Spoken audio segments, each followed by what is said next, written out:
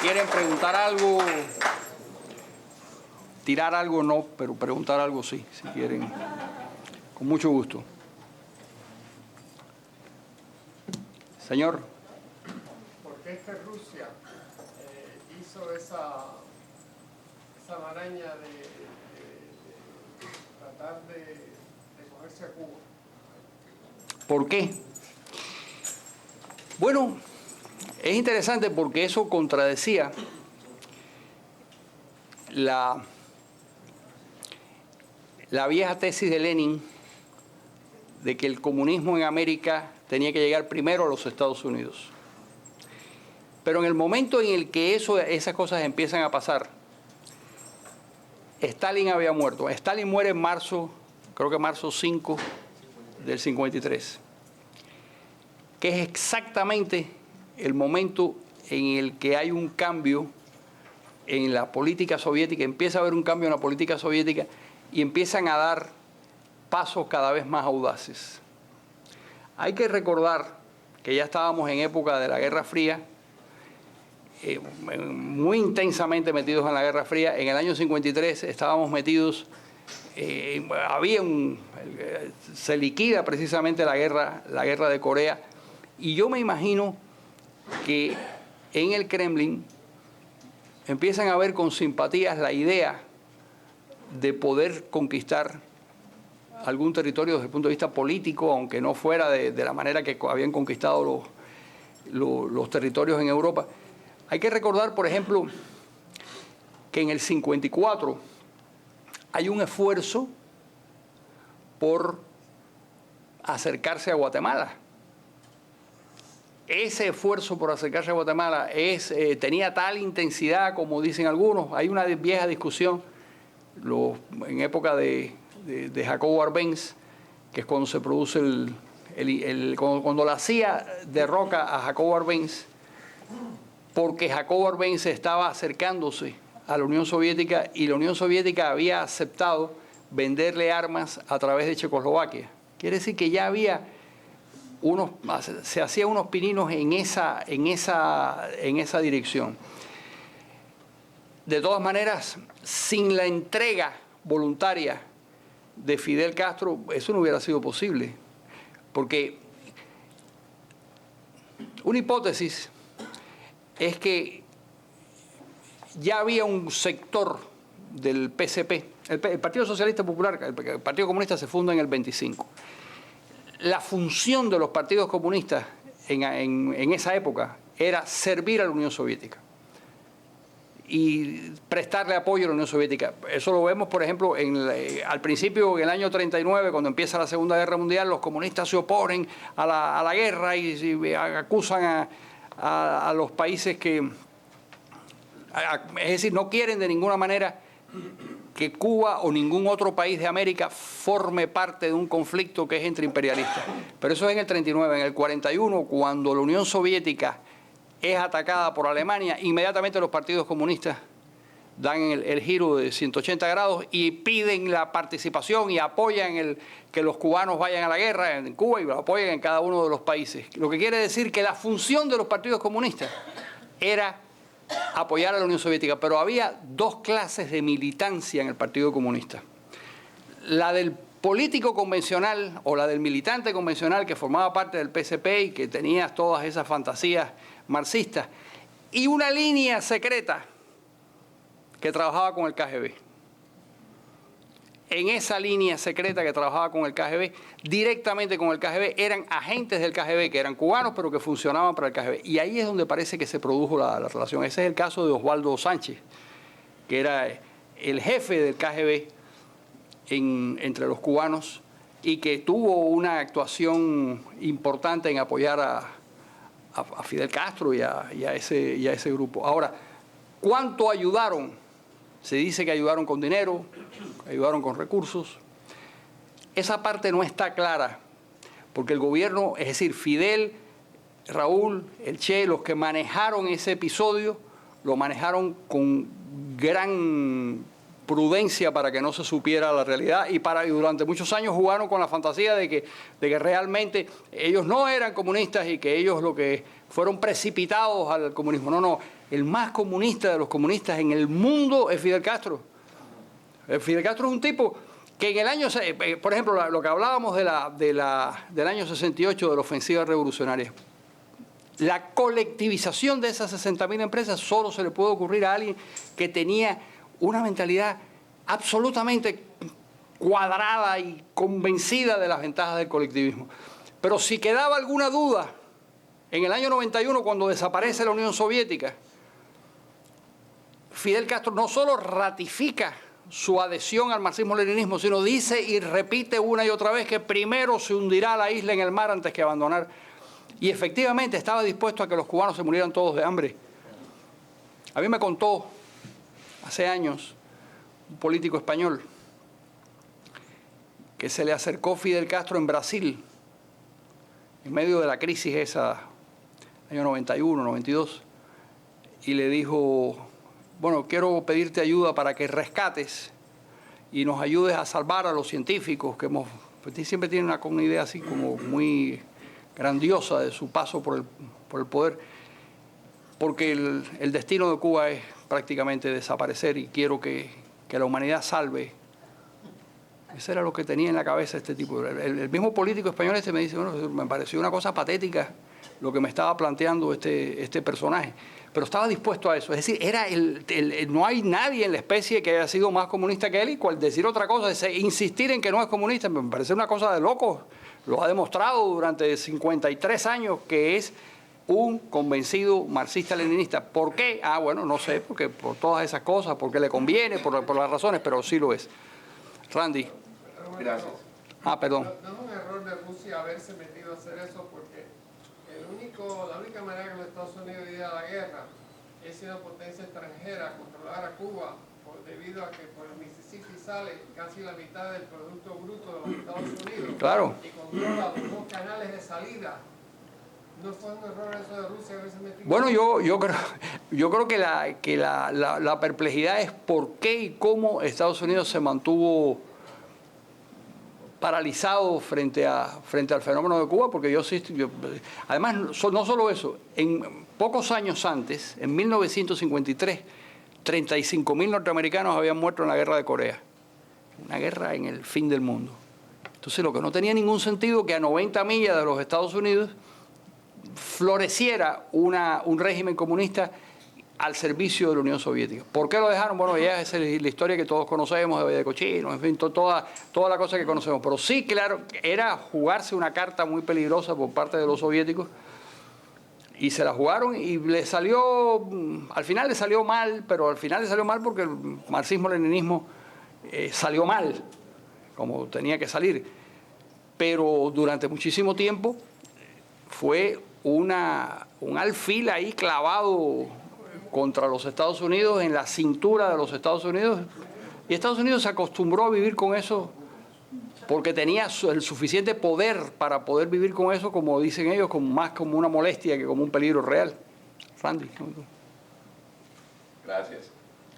Carlos Alberto, si me permites un poco descaradamente cambiar el tema, una gotica.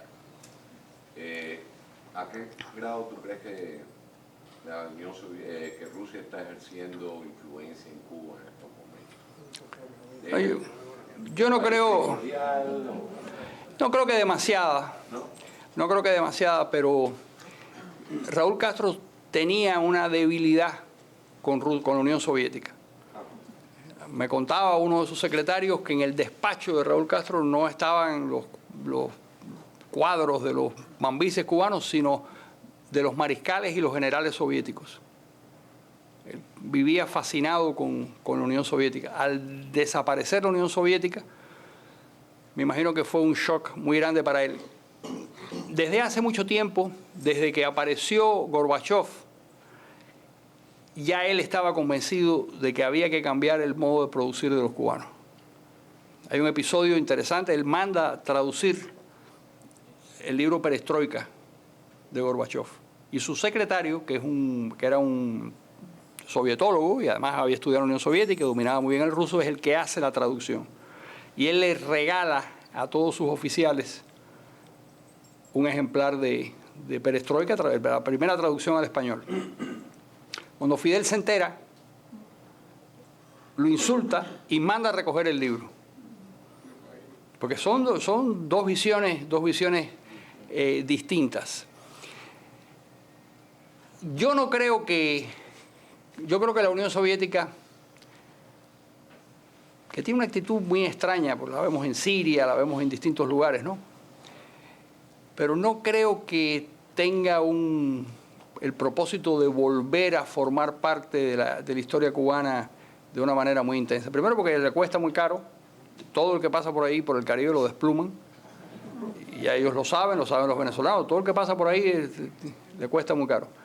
Así que yo no creo que, igual que los chinos hacen negocios, pero los chinos no se comprometen más allá de cierto punto.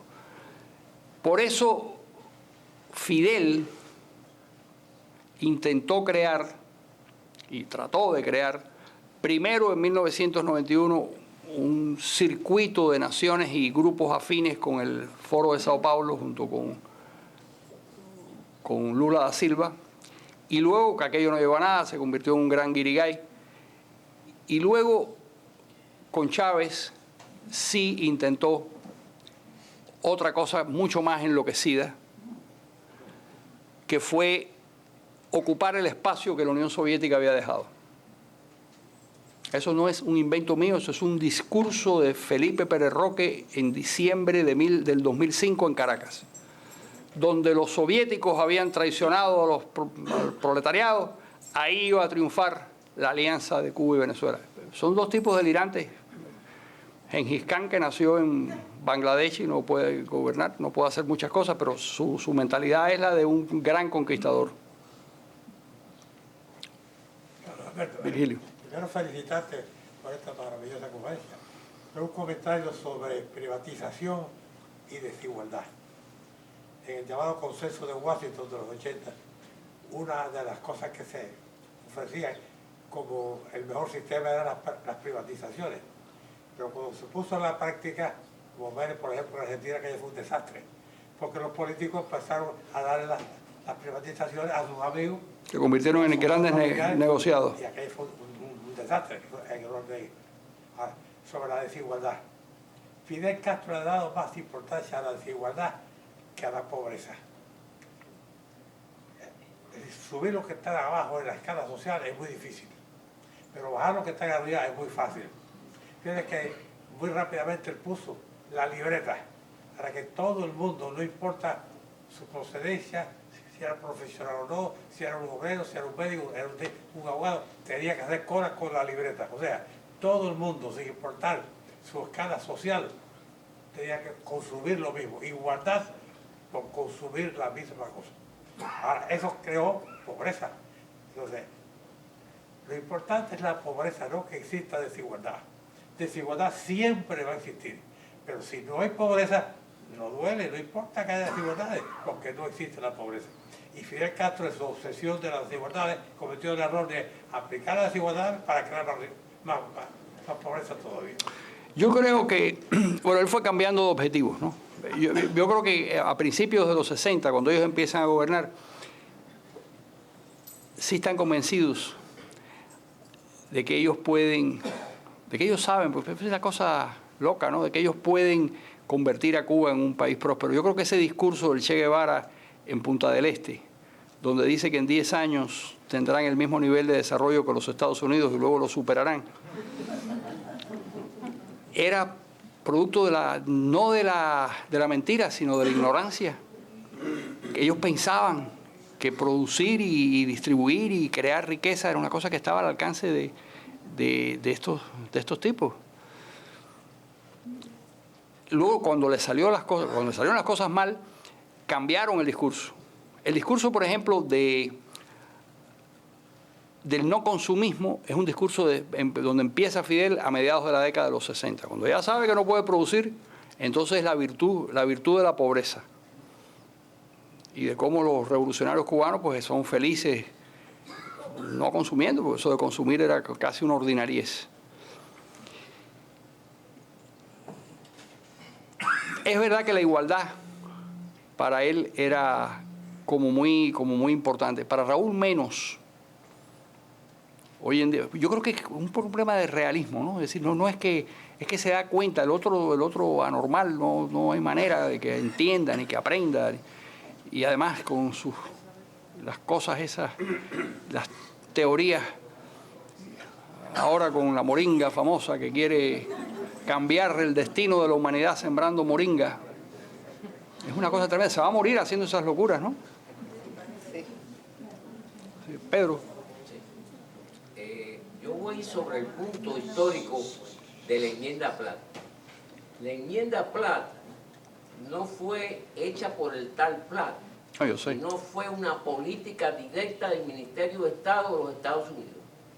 El Ministerio de Estado sintió la presión de los inversionistas europeos y españoles, a pesar de ser el país derrotado, y le brindó una protección y una seguridad a que la propiedad de todos esos inversionistas sería respetada.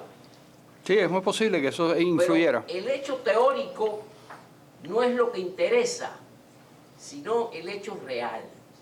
El hecho real fue que cuando Estrada Palma, en toda aquella situación convulsa, obliga a su vicepresidente, a su ministro a renunciar, y él luego renuncia, obliga por la enmienda Platt a los Estados Unidos a intervenir. Los Estados Unidos hizo todo lo posible ¿Por no intervenir? por no intervenir. Hay una carta de Roosevelt Exacto. quejándose de esos cubanos, que no hay manera de ponerlos de acuerdo. Sí, señor. Por lo tanto, este país no cometió un fallo, sino que jugó una pieza política internacional con sus aliados presentes o futuros en Europa. Porque el Departamento de Estado sabía muy bien cuál era la sintomatología de independencia y de crear un Estado independiente y soberano de los cubanos. También había sido, Pedro, una fórmula que habían empleado parecida cuando asumieron la soberanía de Hawái. Estados Unidos tiende a repetir, tiene una tradición histórica que repite los procesos y lo que habían hecho en Hawái lo intentan hacer en Cuba. Hay cosas que yo veo, por ejemplo, que hacen en Irak, que se parecen a las cosas que hicieron hace 100 años en Cuba. O sea, que es una memoria administrativa que llega a ser monstruosa, ¿no? Una pregunta, por favor.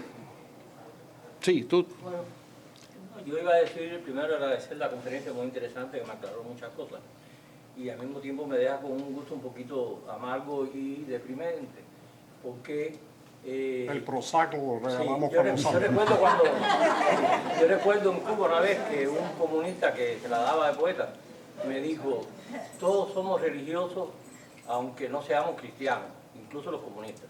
Y entonces él daba la explicación más o menos que usted ha dado de cómo todos necesitamos creer en ciertas cosas.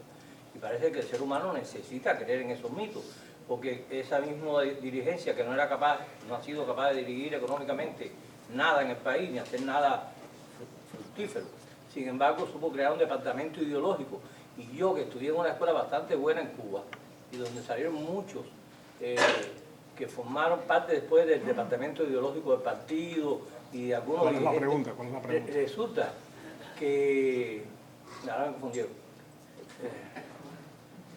No, ¿Hay una pregunta o esto es una Sí, disertación? no, la pregunta es qué se pudiera hacer para lograr romper los mitos, porque el problema es que el cuento del mito sigue, no termina ahí, sino sigue ahora en Venezuela. Bueno, yo creo que los venezolanos están cuidados con los mitos también. yo he ido a un programa de televisión en Buenos Aires y un tipo que no era ni siquiera era un enemigo político, sino era un periodista de buena fe y además supuestamente bien informado, como son los periodistas argentinos, me preguntó en cámara: ¿y usted cree que en Buenos Aires alguna vez lograremos vivir como en La Habana? Espero que no. Pero ahí eso demuestra hasta qué punto se puede estar equivocado. Caballero. Pregunta, por favor. Sí, es corta. Mi pregunta se basa entre los grupos opositores que hay en Cuba. Independientemente de que existen varios grupos opositores, casi todos tienen, como programas, como por el proyecto de Sal, de Rodiles, todos tienen un común denominador, que es reconocer los derechos humanos. Desde su punto de vista, ¿usted cree que este sea el camino exacto para lograr el cambio del sistema, o que estos grupos, o los dos canales importantes, que es el canal popular, el canal internacional, lograr que se reconozca como grupo opositor, y si son reconocidos como grupo opositor, entonces que se vean inmersos en el proceso electoral y así lograr el cambio? Bueno, esa es una hipótesis, es decir, no hay manera de quitarle el poder a los Castro por la fuerza. Tenía un amigo que siempre decía que era muy mala política pedirle prestado al ejército al enemigo para resolver un problema. De manera que lo que probablemente suceda, acabe por suceder, sea una evolución política. ¿Cómo vamos a llegar a esa evolución política? Por ejemplo, en Polonia hay un momento en el que Jaruzelski, con todas las presiones que dice, bueno, pues bien, aceptamos que en la dieta, como se llama el parlamento polaco, el 20% de las curules las ocupen los opositores. Se producen unas elecciones y es tan demoledor el resultado en contra de que ahí se desploma el gobierno. ¿Va a ser así lo que va a pasar en Cuba? ¿Va a ser un proceso lento?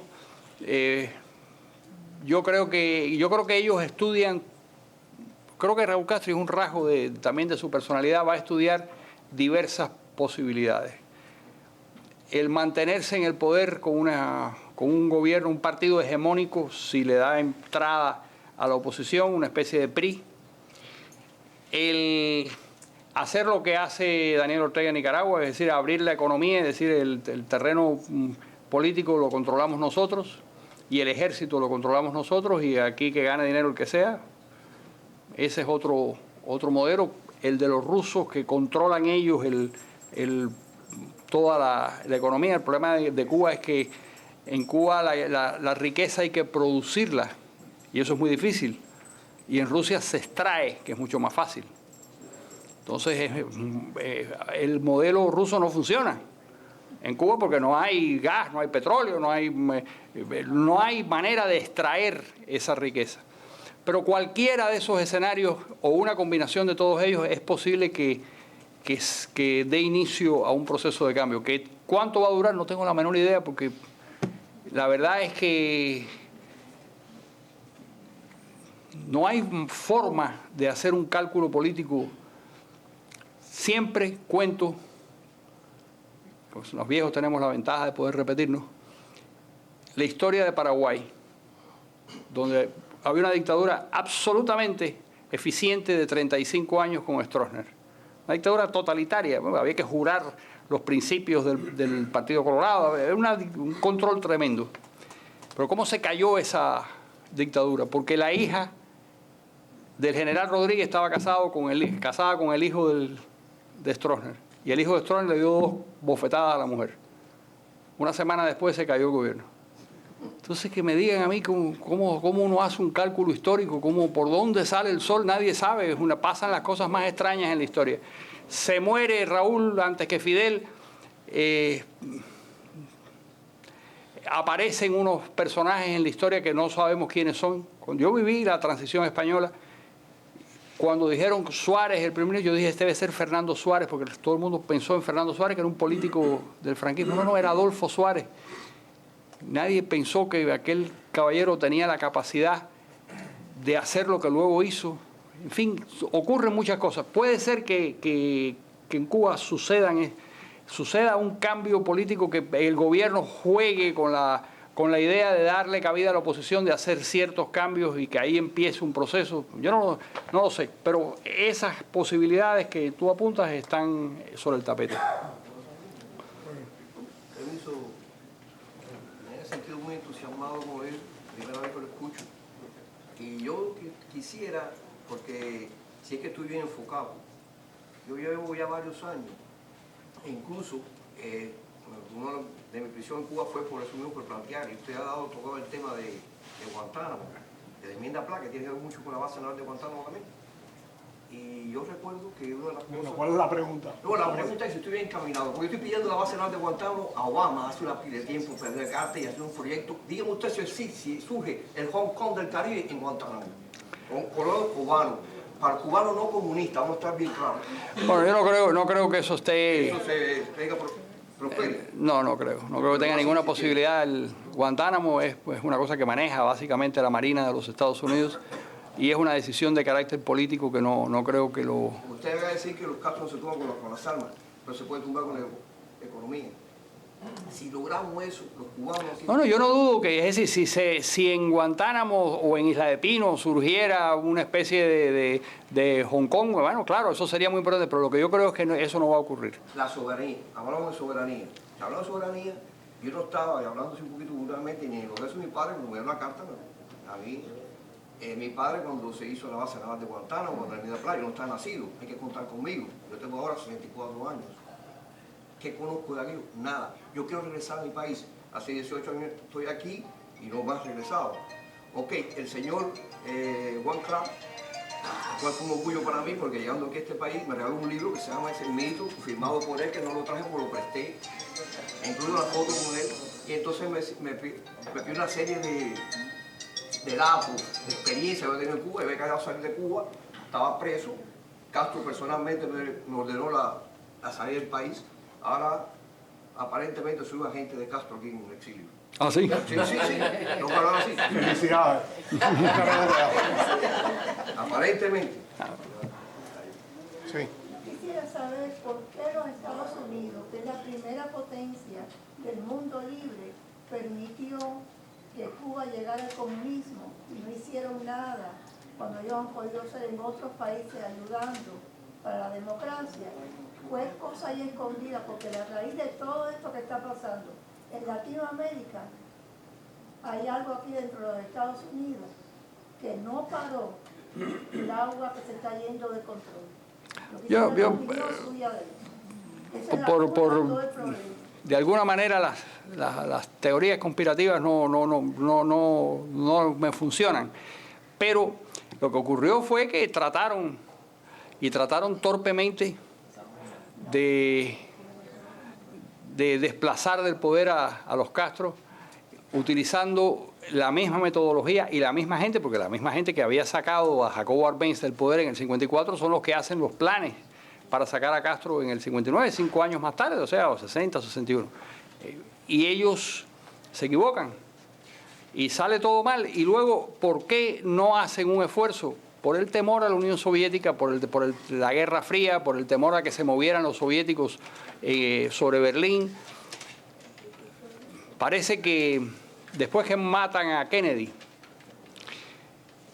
el 20 de enero del 64, cuando Johnson firma una orden poniéndole fin, una orden presidencial, poniéndole fin a todas las actividades anticastristas, es porque él teme, y esto es lo que cuenta la gente que está cerca de él teme que un enfrentamiento con los soviéticos parecido al que acababan de tener cuando la crisis de octubre era demasiado peligroso para una sociedad política que se había estremecido con la muerte de Kennedy. Incluso él es una persona convencida de que detrás de la muerte de Kennedy está Fidel Castro, como en ese momento también estaba convencida la viuda de Kennedy.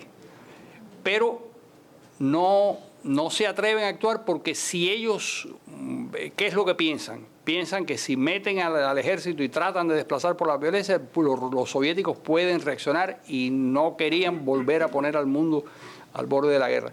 Entonces decidieron que Estados Unidos era lo suficientemente poderoso como para poder sobrevivir y subsistir con un régimen comunista cercano a Cuba, y en ese estamos. Mira, hay un libro muy bueno que si quieres leerlo te va a explicar eso, que se llama Breve Historia de Cuba. Del señor Jaime Suslicki. Que además es muy buen libro. Bueno, muchas gracias a todos y muchas gracias a Carlos.